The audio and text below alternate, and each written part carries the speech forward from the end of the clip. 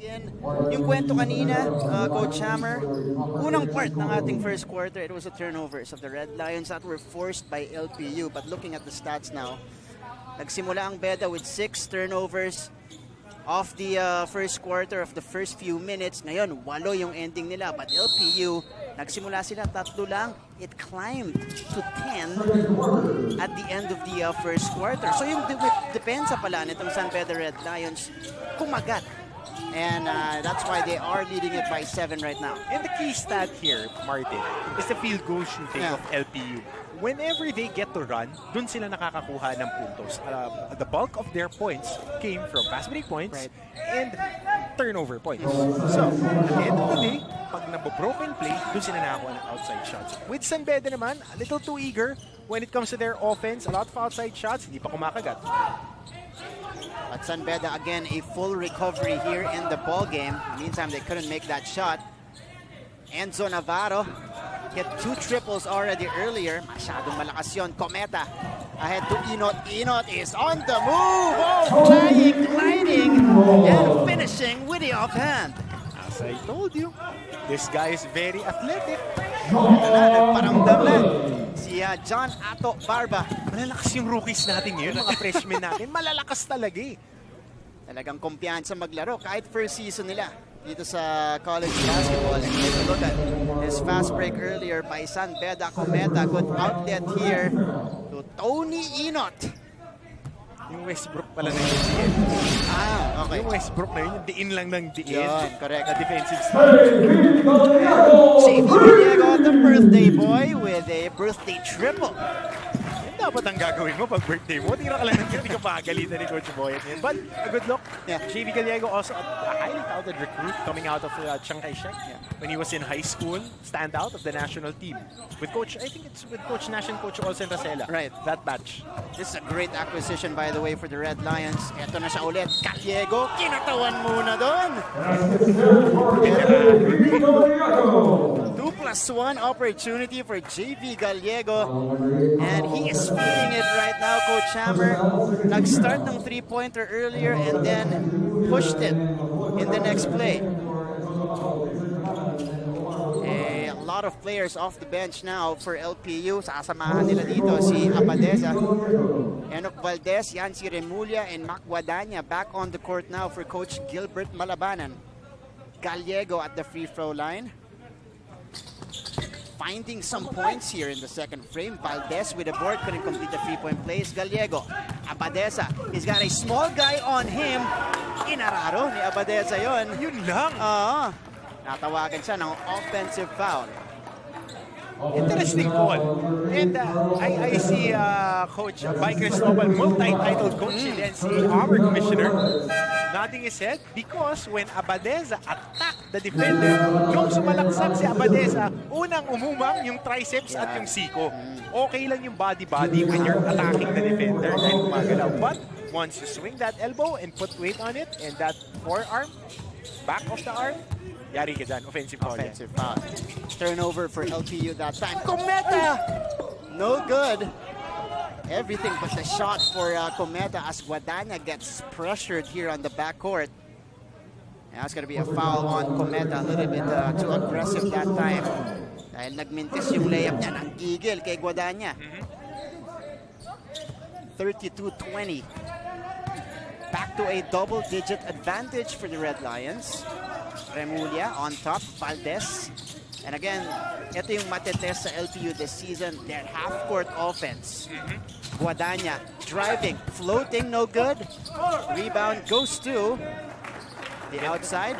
Ganda ng set na yun eh. Stagger screen, baseline stop, inatake lang agad sa top of the key. Kung nakita mo yun, Martin, coming off that baseline stack, libre sa corner si Guadagna. Nakauna siya dahil tumail yung bantay, sumabit sa unang screen. Ilang inantay. Yun yung laro niya eh. Kasi coming off screens, getting set up. Pinag-usapan natin, shot maker tong si Guadagna. Correct. Big chunk of points niya. Ganun yung diskarte niya. Tony Inot in the meantime. Loose ball ends up with Gallego.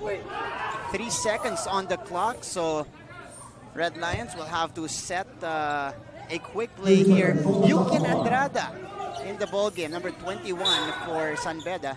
Mythical 5 member din. From the Red Juniors. Cups. Juniors Red Cup. Amsali, no good, and that's a shot clock violation on the Red Lions. So 32-20 pa rin yung ating talaan. Coach Boyd Fernandez on your screens. Gustong dagdagan yung kanyang championships dito sa NCAA. Obviously, again, a heartbreaking loss in the finals. A couple of, or at least in the last season that we had, season 95.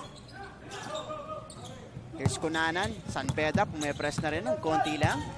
Banderang kapos sila ng season 95 eh. Alala, kanilan na eh. That was a great season for Beda. Masahe sa letran eh, ng finals. Yeah, umangat nga yung physicality ng final series na yan. Valdez, rebound. And San Beda right now getting the board. And while they're setting up their offense, puntahan muna natin si Sofia Rodela. Sofia? Thank you, Martin and Coach Hammer. Parang kanina ko pa naririnig na pinag-uusapan nyo ang birthday. And speaking of birthdays, para sa LPU naman, alam mo ba na marami ang nag-celebrate sa loob ng bubble? At kahit si Coach Gilbert, sa loob siya ng bubble nag-celebrate at pati na rin si Ato Barba. Pero ani ni Coach, isa ito sa mga experience na na-experience namin. It's a commitment. And so kailangan yung sakripisyo namin, masuklian ang worth it. Magiging birthday gift nga ba ang laro today for the LPU Pirates? At magiging regalo ito against San Beda. Maraming salamat, Sofia, and that's, of course, part of the morale-boosting efforts ng mga coaches natin. Kasi syempre, yung mga players natin, it's not just, you know, the physical challenges that they're facing in the bubble, but also the emotional challenges, the mental challenges as well. So maganda yun, nag-celebrate sila ng birthday. It was a good moment for the entire team. But let's see kung mabibigyan nga ng birthday gift itong si Coach Gilbert at saka si Ato Barba, o ang mabibigyan ba ay si JV Gallego.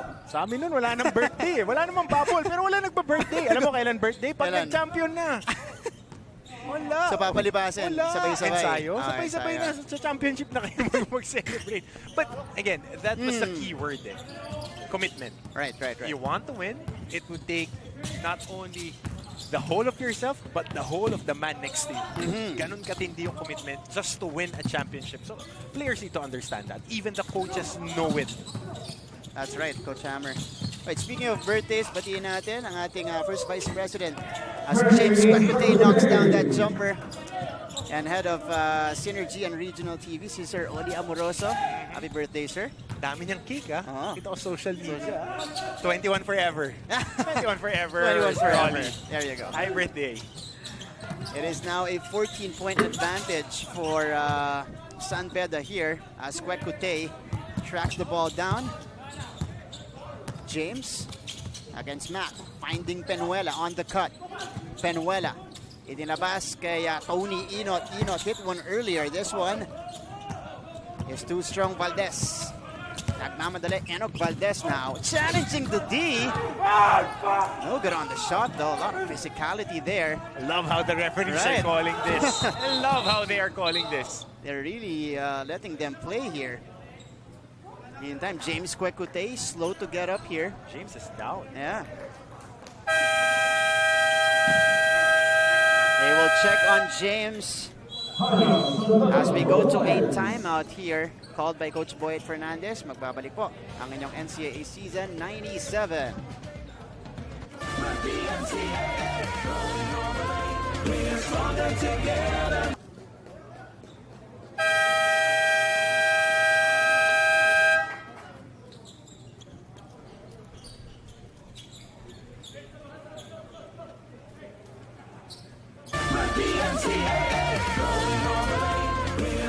Back to the action here inside the St. Benil Gym in the South City. Red Lions trying to pull away from the LPU Pirates in our second frame. Almost halfway done. They're leading it by 14 points right now. 34-20 is our count. And so far, 5 on the floor. Unang beses nating makikita dito si Clifford Hopia, Coach Hammer. 6'9" prospect. Itong si Clifford Hopia. And he can move. Right. He can move, he can set screens, and can hustle. We see the struggles of the Pirates on your screens from the field. Magpapatuloy ang barrage dito ng Red Lions. They're now 5 out of 10 from the field to start the second quarter. LPU naman, 1 out of 9. Main reason why they are trailing this big 16 points now is the lead by the White Shirts. For the past few years, San Beda has been limiting opponents to under 37%. I think that's since season 92, 93. Hanggang doon lang yung binaligan ko na stats. But on those 3 consecutive seasons, below 37% from the field. And last playing year natin, which was 2019, they were limiting opponents to 36.2% field goal shooting. Wow. So, talagang i-expect mo na mababa ang field goals ng kalaban dahil nandoon lagi yung kamay ng San Beda. Attack Beda yung depensa na yan. As Panahon yun eh. Hindi na talaga mapigilan. Hustle for the rebound here. Remulla finally pulling it down against a taller Clifford Hopia. Nang itatawag dito kay Hopia. 36-20.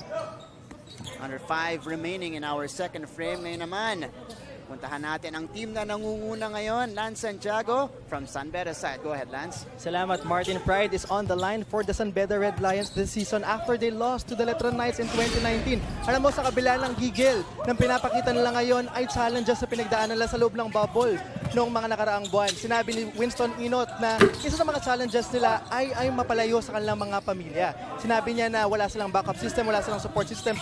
Pero ang naging magandang dito, naging support system nila ang isa't isa para makatulong sa kanilang susunod na mga games. At syempre, balikan natin yung sinabi ko kanina sa Ralphos into writing. Ang question ko ngayon, will they be able to write their win this season for their first game? Balik sa'yo, Martin. Well, so far, Lance, so good for the Red Lions. Pero magandang sinabi mo na yun na siyempre, nagkakaroon sila ng mga emotional challenges in the bubble. Being away from their families, they turn to each other for support.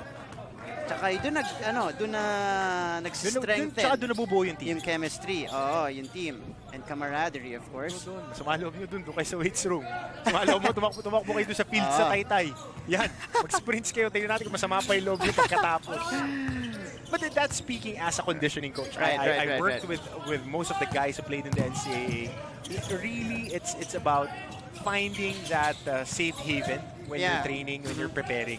Kasi mahirap talaga pag malayo sa pamilya. And it's different for individually. Iba-iba yan.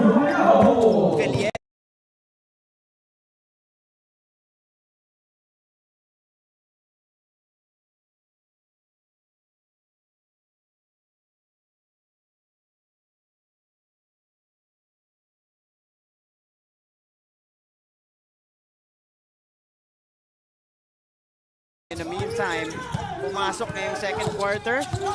Pukol na rin mula sa 3. Enzo Navarro now, 18 point on his squad. Lahat nabigyan na ng pagkakataon maglaro. And all, again, have contributed on both ends of the floor.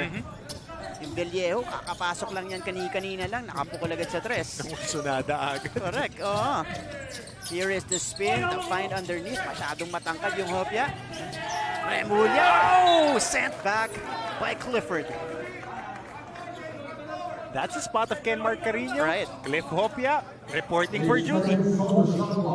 Tama, dahil ang expectation ng San Beda, they will still have Ken Mark here in season 97, but this is a phenomenal replacement. You don't turn down a pro contract. Of course. You don't turn down a pro contract, especially if you think that it would give you an opportunity to improve yourself as a player. That's what coaches wanted, for you to have a better future. Ken Mark Carino moving on. Cliff Hopia, pagkakataon mo na yan. Oo. Clifford Hopia, of course, also bounce around different teams, playing with their secondary unit. Remulla, gandang basa mula dito kay Kwekutey, a shot clock violation. LPU Pirates could not manufacture a shot, Coach Hammer. And the struggles continue here in the second frame. Malayo dun sa kanilang simula kanina. Alam mo, Martin, hindi mo matuturo yung height. Patayuin mo lang si Cliff Hopia na doon, mahirap penetrate eh. Playing against guys his size, it's very difficult. I speak from experience. na pag nakataas na, ang haba eh, parang i-hurdle mo pa, para lang makatira ka ng jump ball. Gumagalaw din yan. Kumbaga, nakataas pa lang na kami. Kahit nakatayo lang, naiilang ka ng tumira. Hindi siya, mukha siyang payat when you look on your TV screens dahil HD tayo. Right. Kitang-kita nyo na pag nakatayo si Cliff Hopia, mukha lang siyang payat. Pero pag nandito kayo sa venue, Muscle. kapal din ng binti. Right. Hirap iusog niyan. And so far, isa yun sa mga problema ngayon ng LPU Pirates. Aside from their struggles from the field, there's James Kwekute, average 14 points a game in season 95. Mythical 5 selection, itong si James. Kasama nung kanyang mga Red Lions teammate as well. And that's a miss from the free throw line though. 3:02 left in our first half. Can I send a shout out? Yeah. To Carmina, of course. Babe, pagaling ka. Patella rupture. Wow. Player yung inaalagaan ko sa bahay eh. Player yung inaalagaan ko. And she's enjoying the game. And Of course. ganda rin And natin. you're commentating, of course, di ba? Ikaw. Okay. The next. Ikaw yung the next. But get well soon kay Carmina Actually, Coach mga Hammer. taga Plaza Hugo sa Manila, watching the game dun sa big screen nila. Because Coach Danny Gonzalez was the first athletic director sa Lyceum. He was the first guy that built the NCAA program of LPU. The dad of Coach Louis Gonzalez. LPU, of course. Yan, buong komunidad ng LPU nakatutok ngayon. In the meantime, pumunta muna tayo sa quick break. 18 na ang abante dito ng San Beda.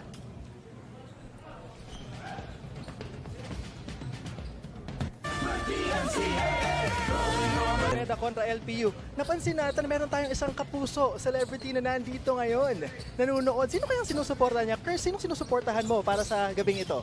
Yun nga po, nagpunta po ako dito para manood to support LPU, yan, Lyceum of the Philippines. LPU, bakit? Galing ka pa sa isang NCAA school? Actually, hindi pa. Pero yung school ko rin Lyceum, Pangasinan na. Okay, meron ka bang specific player na sinusuportahan sa Lyceum? Meron. Actually, long hair din si Jerwin Ginto. Jerwin Ginto, okay. Ayan, gusto ko lang tanongin, meron ka bang gustong i-promote na shows mo sa GMA? Ayan po, gusto ko promote po yung Magpakailanman yan po. Sa April 2 po yan, napakaganda po ng story yan. Bida po si Jackie Lublanco at si Barbie Fortesa po. Tsaka may upcoming show po din po ako, Bolera. Yan po, abangan nyo po yun. Ayan, maraming salamat, Kirst. Pero for now, back to you, Martin. Thank you so much, Lance. Yun, Bolera.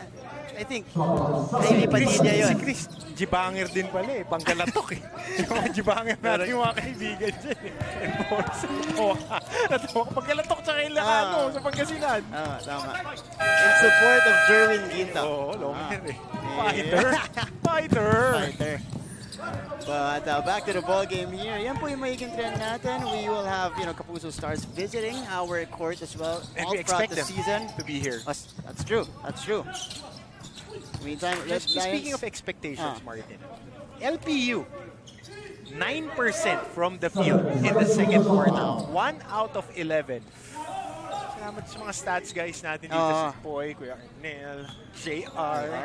Makakatok pa sa mesa eh, para ibigay yung mga numero natin. Crucial to para naiintindihan ng audience natin kung bakit. Sa 11 nilang tinira, isa lang yung Isa lang na-shoot. pumasok. Para mas maganda, hindi na natin pahirapan yung mat. Kumbaga sa larong kalye, maalat, hindi batya yung ring ng LPU. Yan, 1 out of 12. And even on the break, they're struggling. Dahil ang bilis din makabalik sa depensa nitong San Beda, Villejo, forcing the foul right there against Jerwin Ginto. Hindi makapagin. Kumbaga, hindi masundan ni Coach Gilbert yung pasok ng tao. And then, it's understandable that you would need to find the needle in a haystack eh. Pagka ganito, short season, wala kang preseason tournaments, very minimal tune-ups ang nakuha mo dahil ano bang college leagues na naglalaro, semi-pro leagues lang yung naglalaro, professional leagues na pala. So madalang ka makakuha ng tune-up. So kakapain mo talaga sino yung mga maglalaro ng maganda at babalasahin mo yung mga tao. That's a great point, Coach Hammer, kasi nga wala talagang nilaban ng ibang team. Sila lang sa bubble. Unlike before, that they would have several tune-up games leading up to the season. Tapos medyo maganda-ganda na. Marami na silang naiayos dun sa mga problema nila. Oh, yan. At saka mahirap magtawagan ng mga katsunap sa Intramuros. Tatluhan lang yung nilalaro ng mga tambay doon. Mahirap pagka tinawag mong limahan yung mga taga-pier yung kalaban mo. Tapos kailangan nasa bubble din. Oo. Larupay forcing the contact that time. It is going to be a foul against the Red Lions. Si Sanchez ang tatawagan dito. Justin Sanchez. This Who entered earlier. Larupay kid. Naalala ko sa kanya, former LPU Pirate, Jay Magimpayan. Before he played in the NCAA, ganyan na ganyan maglaro. Sayang, hindi lang nakalaro sa NC yun eh. Palaro na siya noon. I think it was season 92 kay Coach Topex din. Tapos nagkaroon ng konting misunderstanding pag-handle nung kanyang pick. Speaking of Larupay, Coach Hammer, narinig ka. Fighter. High flyer, fighter. Of the inbound, a high catch, making the mid-range J. Mga tipo ni Coach Topex na player yan, yung mga athletic na maliliksik. Parang siya rin nung naglalaro siya sa San Sebastian. And they're hoping that could be a start of something para dito sa LPU Pirates. 1:04 remaining sa ating first half. Let's take a look at that play again. Off the inbound here. Pass courtesy of Kunanan. Well sport to. Pwede mag-open eh. Pwede mag-open eh. Asno, salad na doon. Approach niya 1-2 eh. Open, okay? Opposite, no, Anton? No, kasi Anton, may scouting din yun sa volleyball. Alam mo naman tayo. We cover volleyball. That's right. We cover basketball and other events. Nakikita natin yung mga crossover athletes. Kasi uso yan ng 90s eh, yung mga two-sport mga athletes. tumatawid. Oo. Makikita mo, tataas tumalon. Lalo na sa juniors, athletics at saka basketball, right. Doon nila pinalalaro. Parang kondisyon pagdating sa court. Kapag marunong ka tumakbo, pabor na agad sa'yo, tapos marunong ka pa tumalon. That's right. Sean Umali nakawala sa ilalim. That's the cleanest look so far na nakuha nitong LPU dito sa ating second quarter. Facts. Ganda yung basa na yun. Andrada going to Sanchez here. Former Red Cup Sanchez. Oh, nice move. But couldn't make the shot. John Barba tracking the ball down. And here comes LPU. Looking to ignite this offense. Umali against Hopia. Umali forcing his way in. Meron palang ganun. Masahe agad. Quick hit on the post. Sean Umali. Nagpakialam. Aararuhin niya yung bantay sa ilalim. Creating space. Carving back-to-back baskets para kay Sean Umali. Played for the Letran Squires, as you mentioned earlier. Good art show. Yeah, look at the pressure there shown by Sean. Andrada from the corner. Umali getting the board. And that's going to be the end of our first half. A late push for the Pirates to cut the lead down to 14 here. But San Beda still dominating this ball game, 41-27. Let's take a look at the highlights here. Some of the plays, notable plays here in the second frame. Kaunti lang sa LPU, but it started that way with Navarro's three-pointer. And then Tony Inot and the other guys of the Red Lions started to mount the attack. As we take a look at that drive from Barba. Just a kick out earlier. Another three-pointer for the Red Lions there. Ito yung basket kanina. Signs of life mula sa opensa ng LPU. It is Sean Umali taking it to the defense of Clifford Hopia. But still, it's the Red Lions with a 14-point lead. Pagbalik po natin. Halftime stats and analysis of this game. Once again, you guys are watching opening day of your NCAA season 97. Stronger together. Buo ang puso.